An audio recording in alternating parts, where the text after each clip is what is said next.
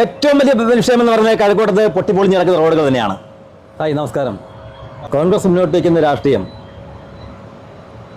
ജനാധിപത്യത്തിൻ്റെ സവിശേഷത അല്പം പോലും കളങ്കപ്പെടുത്താതെ ജനപ്രതിനിധികൾ മുന്നോട്ട് കൊണ്ടുപോകുന്നതാണ്. ഒരു ജനാധിപത്യ പ്രസ്ഥാനത്തിൻ്റെ സ്ഥാനാർത്ഥിയായി ജയിച്ചു കഴിഞ്ഞാൽ കാത്തുസൂക്ഷിക്കേണ്ടത് അത് തിരുവനന്തപുരം നഗരസഭയിലെയും എന്നെ കാണുന്നവർക്കും എന്നെ കേൾക്കുന്നവർക്കും കഴക്കൂട്ടം വാർഡിലെയും പ്രത്യേകിച്ച് എല്ലാവർക്കും ആ ജനാധിപത്യത്തിൻ്റെ സവിശേഷത വളരെ ആത്മാർത്ഥമായും സത്യസന്ധമായും ധാർമ്മികമായും നിലനിർത്താൻ ആത്മാർത്ഥമായി പരിശ്രമിക്കുമെന്ന് ഞാൻ ദൃഢമായി പറയുന്നു. ഈ തെരഞ്ഞെടുപ്പിൽ കോൺഗ്രസ് മുന്നോട്ട് വയ്ക്കുന്ന ഇലക്ഷൻ മാനിഫെസ്റ്റോ ഉണ്ടാവുമല്ലോ, എന്തൊക്കെയാണ് മുഖ്യധാരയിൽ നിങ്ങൾ ഉയർത്തിക്കാട്ടുന്നത് പ്രഖ്യാപനങ്ങൾ? കഴക്കൂട്ടം രാജ്യത്തന്നെ ശ്രദ്ധിക്കപ്പെടുന്ന ഒരു നഗരമാണ് കഴക്കൂട്ടം. IT നഗരം എന്ന നിലയിൽ രാജ്യത്തിന് ശ്രദ്ധിക്കപ്പെടുന്നത് ശ്രദ്ധേയമായൊരു നഗരം IT നഗരം കഴക്കൂട്ടം. ആ IT നഗരത്തിലെ ജനജീവിതം ഒരു പ്രദേശം കഴിഞ്ഞാൽ ഈ വാർഡിൻ്റെ മറ്റ് ചില മേഖലകളുണ്ട്. ഒരു IT നഗരത്തിലാണോ ഇങ്ങനൊരു പ്രദേശം ഉണ്ട് എന്നുള്ള രീതിയിലുള്ള ആശങ്കയും സങ്കടവും ഒരു സാധാരണ പൗരന് ഉളവാക്കുന്നുണ്ട്. അത് തീർത്തും സാധാരണക്കാരുടെ ജീവിത നിലവാരം മെച്ചപ്പെടുത്തുന്നതിൽ ഞങ്ങൾ ആത്മാർത്ഥമായി പരിശ്രമിക്കുന്നു. മാത്രമല്ല, ജനജീവിതം ദുസ്സഹമാക്കാത്ത തരത്തിലുള്ള യാത്രാ സൗകര്യങ്ങൾ മെച്ചപ്പെടുത്തുവാനും കുടിവെള്ളം ഉറപ്പുവരുത്താനും സമയബന്ധിതമായി മാലിന്യം ഒരു തീരാശവമായി നിൽക്കുകയാണ്. ആ മാലിന്യത്തിൻ്റെ തീരാശവം കൊണ്ടാണ് തെരുവ് നായ്ക്കളുടെ എണ്ണവും വർദ്ധിക്കുന്നത്. അതിനൊരു പരിഹാരമുണ്ടാകാനുള്ള ആത്മാർത്ഥമായ പ്രയത്നം ഒരു ജനപ്രതിനിധിയായി ഈ വാർഡിൽ നിന്ന് തിരഞ്ഞെടുത്തു കഴിഞ്ഞാൽ ഉണ്ടാകുമെന്ന് എനിക്ക് ഉറപ്പു തരാൻ കഴിയും.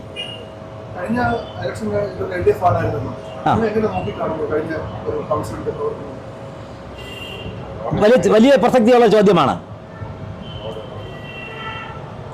കഴക്കൂട്ടം പഞ്ചായത്ത് തിരുവനന്തപുരം നഗരസഭയുടെ ഭാഗമാകുമ്പോൾ കഴക്കൂട്ടം വാർഡ് എന്ന് പറയുന്ന നഗരസഭ വാർഡ് രൂപം കൊള്ളുകയും ഇന്നത്തെ നിലയിൽ നിന്നും വലിയ വാർഡായി മാറുകയും, എന്നാൽ ഇന്ന് ഈ നഗരസഭയുടെ ചില പ്രദേശങ്ങൾ 2 വാർഡുകളാക്കി മാറ്റുകയും ഒന്ന് പുതുതായി രൂപം കൊണ്ട സൈനിക സ്കൂൾ വാർഡിലും മറ്റ് കുറച്ച് ഭാഗങ്ങൾ ചന്തവിള വാർഡിലും ചേർക്കപ്പെട്ടു.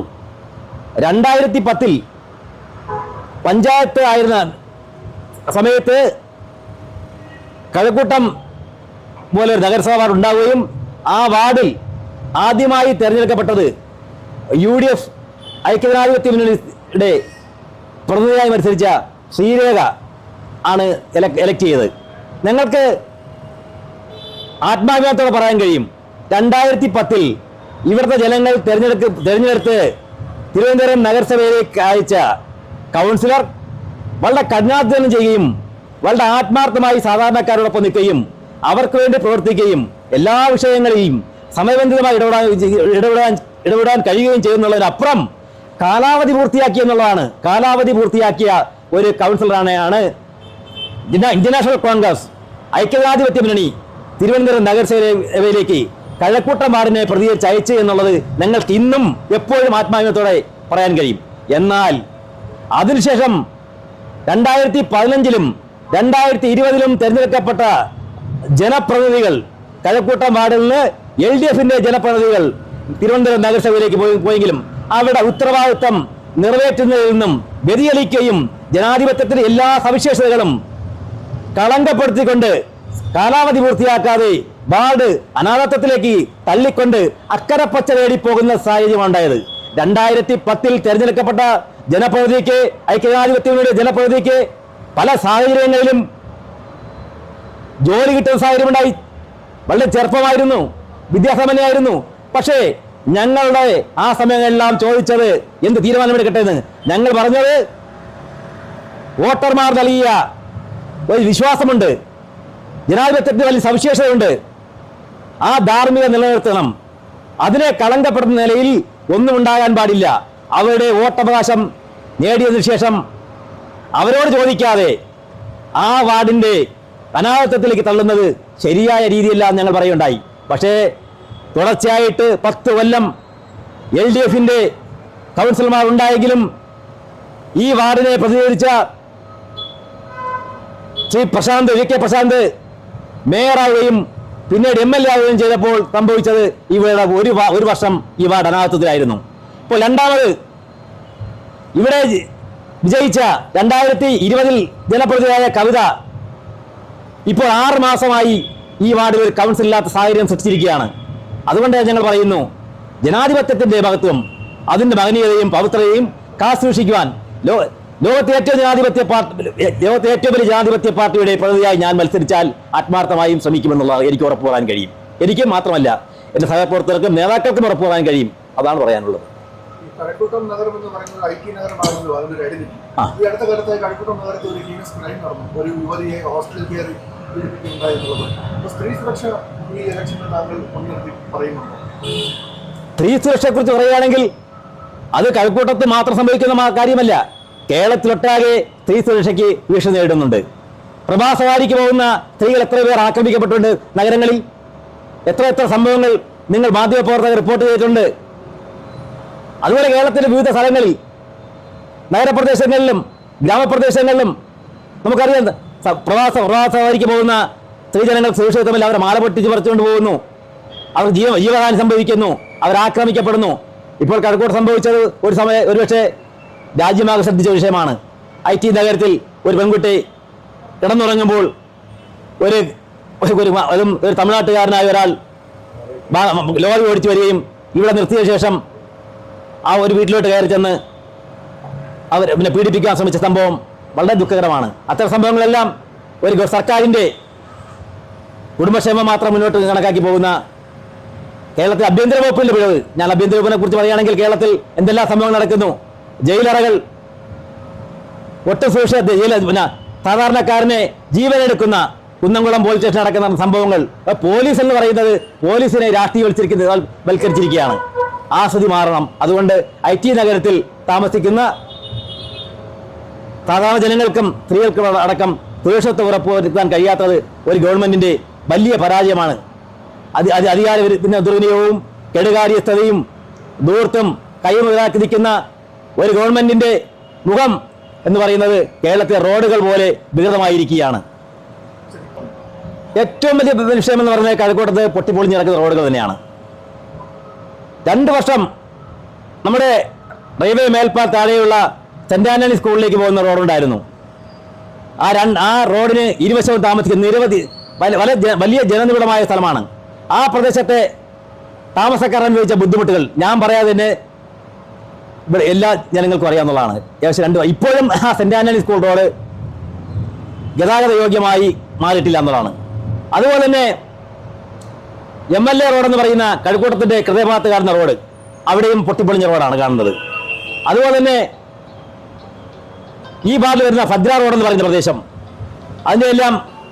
ഈ റോഡിൻ്റെ എല്ലാം ചിത്രം വെച്ചുകൊണ്ട് കഴക്കൂട്ടം വാർഡ് കോൺഗ്രസ് കമ്മിറ്റി ഇവിടെ എല്ലാ ഫലഭാഗങ്ങളിലും അതിൻ്റെ ഫ്ലക്സ് വെച്ചിട്ടുണ്ട്. അത് കണ്ടാൽ മനസ്സിലാക്കാൻ കഴക്കൂട്ടത്തെ റോഡുകൾ സ്ഥിതി എന്താണെന്ന്.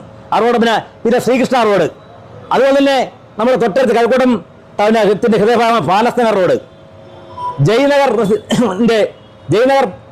റെസിഡൻസിൻ്റെ ഭാഗത്തുള്ള റോഡ്, അതുകൊണ്ട് അമ്മൻകോവിൽ റോഡ് ഏറ്റവും പ്രധാനപ്പെട്ട റോഡാണ്. കഴക്കൂട്ടത്തിൻ്റെ ഹൃദയഭാഗത്ത് കാണുന്ന റോഡാണ്. കാര്യം ആറാട്ടുവഴി എന്നൊരു പ്രദേശം മേൽപ്പാലത്തിലോട്ട് കയറി അവിടുന്ന് യാത്ര ചെയ്ത് സെന്റ് സേവിയേഴ്സ് കോളേജ് അടക്കം, ഭാരത് പെട്രോളിയം അടക്കം, കിൻഫ്ര അടക്കം, മരീൻ എഞ്ചിനീയറിംഗ് കോളേജ് അടക്കം ഒട്ടനവധി വിദ്യാഭ്യാസ സ്ഥാപനങ്ങളും വ്യാവസായിക സ്ഥാപനങ്ങളും ഒക്കെയുള്ള നിരവധി സ്ഥാപനങ്ങളുള്ള ആ പ്രദേശത്ത് കൂടി ഇടവേളയില്ലാതെ വണ്ടി പോകുന്ന ഒരു പ്രദേശമാണ് അമ്മൻകോവിൽ റോഡ്. നിങ്ങൾക്ക് വേണമെങ്കിൽ ഇപ്പോൾ ഇറങ്ങിയിട്ട് ആ റോഡ് നോക്കാം. നോക്കിയിട്ട് നിങ്ങളെ അഭ്യർത്ഥിക്കുകയാണ്, ആ റോഡിൻ്റെ ഒരു പടമെടുത്ത് നിങ്ങൾ എൻ്റെ ബൈക്കിനോടൊപ്പം ഇടാൻ തയ്യാറാകണം. ഞാൻ ഈ പറയുന്ന റോഡുകളുടെ എല്ലാം സ്ഥിതിവിശേഷം ഇവിടെ ജനങ്ങൾ അറിയണമെങ്കിൽ, ഞാൻ ഈ പറഞ്ഞ ശരിയാണെന്ന് അറിയണമെങ്കിൽ ഈ പറഞ്ഞ റോഡുകളെല്ലാം നിങ്ങൾ സന്ദർശിക്കണം.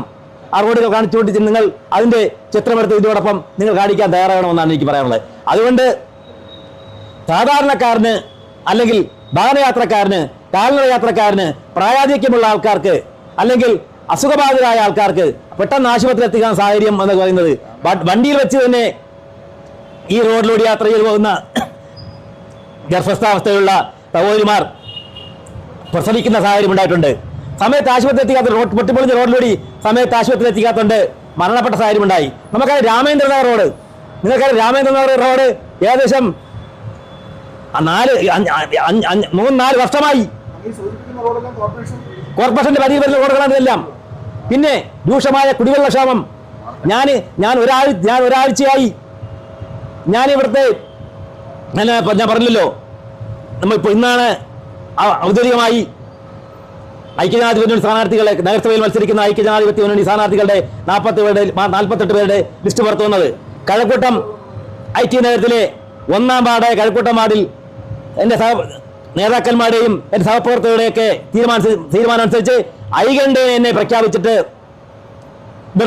പ്രഖ്യാപിച്ച ശേഷം ഒരാഴ്ചയോളം കഴിഞ്ഞു. ഈ ഒരാഴ്ച കൊണ്ട് ഞാൻ വിവിധങ്ങളായ സ്ഥലങ്ങൾ സന്ദർശിച്ചുകൊണ്ടിരിക്കുകയാണ്, ഭവനങ്ങൾ സന്ദർശിച്ചുകൊണ്ടിരിക്കുകയാണ്.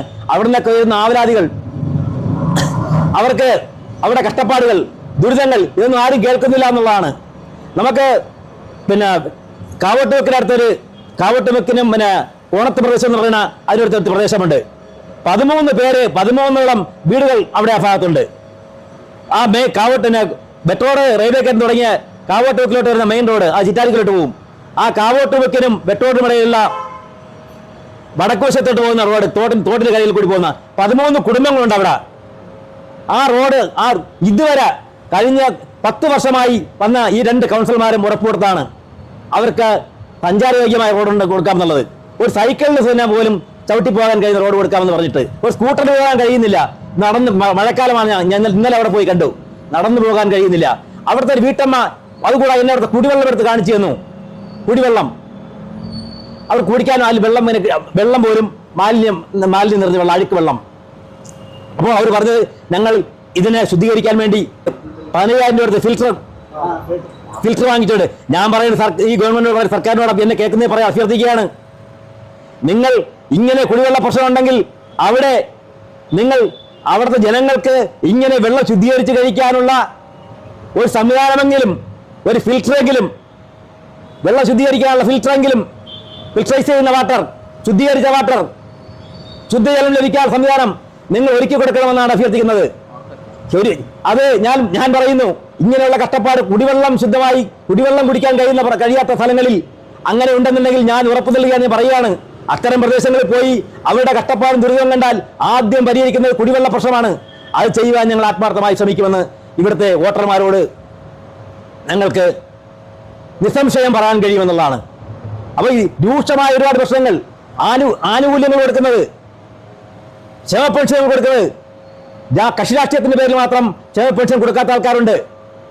വിവിധ കാരണങ്ങൾ പറഞ്ഞിട്ടാണ് ക്ഷേമ പെൻഷൻ കിട്ടുന്ന അർഹതകൾ ഒരുപാട് ആൾക്കാർക്ക് വിധവാ പെൻഷൻ, വാർദ്ധക്യകാല പെൻഷൻ, അങ്ങനെയുള്ള ഒരുപാട് പെൻഷനുകളിൽ രാഷ്ട്രീയത്തിന്റെ പേരിൽ മാത്രം അവർക്ക് കൊടുക്കാത്ത സാഹചര്യമുണ്ട്. ഇതെല്ലാം ഞാൻ ദിവസങ്ങളായി കേൾക്കുന്ന പരാതികളാണ്.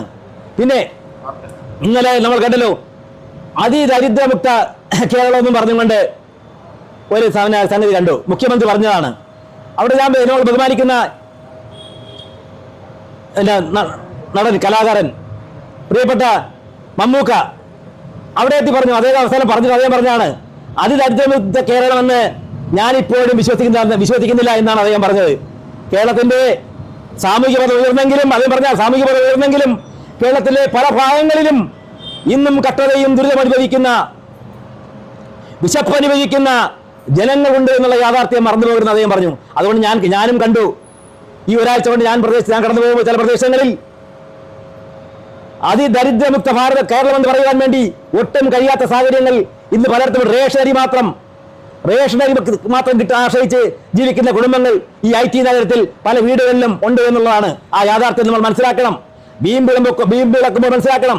പിന്നെ ഞാനൊന്ന് ഉറപ്പ് തർപ്പിച്ചറിയാം, ദാരിദ്ര്യമില്ലാതെ ജീവിക്കുന്ന ഒരു കുടുംബം കേരളത്തിൽ നിന്ന് മുഖ്യമന്ത്രിയുടെ കുടുംബമല്ലാതെ മറ്റ് കേരളത്തിൽ ഒരു കുടുംബങ്ങളുമില്ല. ഒരു ബുദ്ധിമുട്ടുമില്ലാതെ ജീവിക്കുന്ന കുടുംബം എല്ലാ ആനുകൂല്യങ്ങളും ലഭിക്കുന്ന, എല്ലാ സുഖസൗകര്യങ്ങളും ലഭിക്കുന്ന, എല്ലാ പഞ്ചലക്ഷത്തെ സുഖസൗകര്യങ്ങളും ലഭിക്കുന്ന ഒരു കുടുംബം കേരളത്തിൽ മുഖ്യമന്ത്രിയുടെ കുടുംബം മാത്രം. ആ കിട്ടുന്ന കുടുംബം അതിന് കേന്ദ്രം പോലും അതിന് കുടപിടിക്കുന്നുള്ളതാണ്. കേന്ദ്രം പോലും മുഖ്യമന്ത്രി കുടുംബത്തിന് എല്ലാ സംരക്ഷണവും ഒരുക്കുന്നു. ആ സ്ഥിതിയാണ് കേരളത്തിൽ കാണുന്നത്. അതിന് കൊടുത്ത സംഭാവനകൾ എന്തൊക്കെയാണ് നമുക്ക് കണ്ടാൽ ആൾ കൊടുത്ത സംഭാവന എന്താണെന്ന്. കേരളത്തിന്റെ ഇന്ത്യയുടെ മഹാചരിത്രം, ഇന്ത്യയുടെ വിശുദ്ധി കളങ്കപ്പെടുത്തുന്നതിൽ രാജ്യത്ത് സ്വാതന്ത്ര്യം നേടുന്ന മഹാദേവന്മാരെ എല്ലാം മറന്നുകൊണ്ട്, ഗാന്ധിയുടെ കാതകളെ പോലും ഗോഡ്സെ പോലും അകത്തിവൽക്കരിച്ചുകൊണ്ട് ഇവിടുത്തെ പഠിതാക്കൾ ആ ചരിത്രം പഠിക്കണമെന്നുള്ളത്. ആരെക്കുറിച്ച്? സവർക്കറിനെ കുറിച്ച്, ഹെഗ്ഡേവാറിനെ കുറിച്ച്, ഗോഡ്സെ കുറിച്ച്. ആ ചരിത്രം വരും തലമുറ പഠിക്കട്ടെ എന്ന് പറഞ്ഞുകൊണ്ട് PMC നടപ്പിലാക്കാൻ പോകുന്നത് ഈ കേന്ദ്രം കൊടുക്കുന്ന ഒത്താശയുടെ ഫലമാണെന്ന് ഞാൻ ആദ്യം നിങ്ങൾ വന്നപ്പോൾ തരുന്നതാണ്. ഇത് നിങ്ങൾ പറയണം. ഞാനിപ്പോൾ രാഷ്ട്രീയക്കാരനാകുന്നു. കാര്യം എന്താണ്? ജനാധിപത്യത്തിലും മതേതരത്തിലും വിശ്വസിക്കുന്നവരാണ് ഞങ്ങൾ. ഈ രാജ്യത്തിന്റെ സംശുദ്ധമായ ഭരണഘടന കളങ്കപ്പെടണമെന്ന് ആഗ്രഹിക്കുന്നവരാണ് ഞങ്ങൾ. ഈ രാജ്യത്തെ എല്ലാ ജനങ്ങൾക്കും സുരക്ഷിതത്തോടെ ഈ രാജ്യത്ത് ജീവിക്കണം എന്ന് പറയുന്നവരാണ് ഞങ്ങൾ. അതുകൊണ്ടാണ് ഞാൻ ഈ വിഷയം ഇവിടെ പറഞ്ഞത്. വളരെയധികം വലിയ പ്രതീക്ഷയിലാണ്. എത്രമാത്രം വലിയ പ്രതീക്ഷയുണ്ട്? വിജയപ്രതീക്ഷ എന്ന് പറയുന്നത് 100% വിജയപ്രതീക്ഷ ഞങ്ങൾക്കുള്ളത്. കാര്യം എന്തെന്ന് വെച്ചാൽ ആ വിജയപ്രതീക്ഷയ്ക്ക് ഉണ്ടാകാൻ കാര്യം ഈ വാർഡ് അനുഭവിക്കുന്ന അനാഥത്വമാണ്. കഴിഞ്ഞ 10 ജനാധിപത്യം എന്ന് ബോധം എന്ന് പറയുന്നത് ഇവിടുത്തെ ഏതൊരു പൗരനുമുള്ളതാണ്. ജനാധിപത്യത്തെ കുറിച്ച് സമഗ്രമായ കാഴ്ചപ്പാടുള്ളവരാണ്. ആ വിശാലമായ കാഴ്ചപ്പാടുള്ളത് കൊണ്ടാണ് ഞാൻ പറയുന്നത് 10 വർഷം ഒരേ കണക്കിന് ഒരു വാർഡിനെ അനാഥത്വത്തിലേക്ക് തള്ളിപ്പെട്ടത്. ഞാൻ ചോദിക്കട്ടെ, ബന്ധു നിയമനങ്ങൾ സ്വന്തക്കാർക്കും ബന്ധുക്കൾക്കും പാർട്ടിക്കാർക്കും മാത്രം ജോലി എടുക്കുന്ന പിൻവാതിൽ നിയമനങ്ങൾ കേരളത്തിലുണ്ട്. ഒരു തീരാ കഥാനിക്കല്ലേ? അത് മാത്രം പോലെ കോർപ്പറേഷൻ കളങ്കപ്പെടുത്തുന്നത്. എന്തിന്? സാധാരണക്കാരന് കിട്ടുന്ന ആനുകൂല്യങ്ങൾ, SC/ST ഫണ്ടുകൾ, വിദ്യാഭ്യാസ ഫണ്ടുകൾ കോർപ്പറേഷൻ മറിച്ചതിനെ കുറിച്ച്, നികുതി ഇനത്തിൽ കെട്ടിയ പൈസ തിരുവനന്തപുരം കോർപ്പറേഷൻ ജീവനക്കാർ തട്ടിക്കൊണ്ടുപോയതിനെ കുറിച്ചുള്ള വാർത്തകൾ കേരളം കേട്ടതല്ലേ? മെഡിക്കൽ കോളേജിലടക്കം, എസ്റ്റേറ്റിലടക്കം, താലൂക്ക് ആശുപത്രിയിലടക്കം, പ്രാഥമിക കേന്ദ്ര ആരോഗ്യ കേന്ദ്രങ്ങളടക്കം വരുന്ന താൽക്കാലിക നിയമനങ്ങൾ, ആ നിയമനങ്ങൾ ആർക്കാ കൊടുക്കുന്നത്? ബന്ധുജനങ്ങൾക്കും സ്വന്തക്കാർക്കും സ്വന്തം പാർട്ടിക്കാർക്കും അല്ലാതെ കൊടുക്കുന്നില്ല. എന്താ? വിദ്യാസമ്പന്ന ചെറുപ്പക്കാർ ഇവിടെ ഇല്ലേ? എല്ലാ ജനങ്ങൾക്കും ജീവിക്കണ്ടേ? എല്ലാവർക്കും ജീവിക്കണ്ടേ? എല്ലാവരും ബുദ്ധിമുട്ട് അനുഭവിക്കുന്നില്ലേ? ഒരു നേരത്തെ ഭക്ഷണത്തിന് വകയില്ലാത്ത, സ്വന്തം അമ്മയെ പോറ്റാൻ കഴിയാതെ, മരുന്ന് വാങ്ങിക്കൊടുക്കാൻ കഴിയാതെ, വിദ്യാഭ്യാസം ചെയ്ത് സ്വന്തം വീട്ടിലെ കുഞ്ഞുങ്ങൾക്ക് നേരെ വിദ്യാഭ്യാസം നടത്താൻ കഴിയാതെ സാമ്പത്തികമായി ബുദ്ധിമുട്ട് നടത്തിക്കുന്ന ഒരുപാട് കുടുംബങ്ങളുണ്ട്. അതെല്ലാം മറന്നുകൊണ്ടാണ് ഈ കേരളത്തിലെ ഗവൺമെന്റ് പോയത്. തിരുവനന്തപുരം നഗരസഭയും അത് കണ്ടില്ല.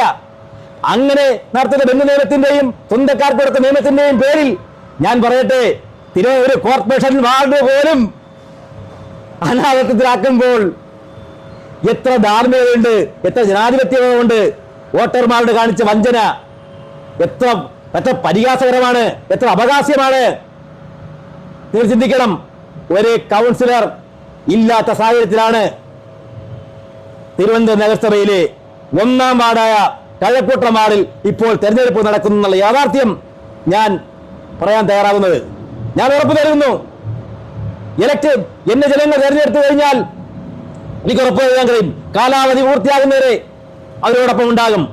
5 വർഷം തരികയാണെങ്കിൽ ആ 5 വർഷം തരുമ്പോൾ 50 വർഷം ഇവിടെ ജനപ്രതിനിധി ഉണ്ടായിരുന്നു, കൗൺസിൽ ഉണ്ടായിരുന്നു. ഓക്കും തരത്തിൽ മത്സരിക്കുവാനായിട്ട് എൻ്റെ പാർട്ടി, എൻ്റെ പ്രസ്ഥാനം തീരുമാനിക്കുന്ന സാഹചര്യം ഉണ്ടായത് എന്നിലുള്ള വിശ്വാസമാണ്. ആ വിശ്വാസം കളങ്കപ്പെടുത്തിക്കൊണ്ട് എൻ്റെ പാർട്ടിക്ക് മറുപടി പറയാനുള്ള ഒരു സാഹചര്യങ്ങളും ഉണ്ടാകില്ല എന്ന് എനിക്ക് എൻ്റെ കഴക്കൂട്ടത്തെ എൻ്റെ പ്രിയ സഹോദരങ്ങളോട്, അമ്മമാരോട്, മിത്രങ്ങളോട്, ബന്ധുമിത്രാദികളോട് എല്ലാവരോടും ഉറപ്പ് പറയാൻ എനിക്ക് കഴിയുമെന്ന് പറയാൻ കഴിയും, ദൃഢമായി പറയാൻ കഴിയും. എല്ലാവിധ ഭാവങ്ങളും ശ്രീ MSN.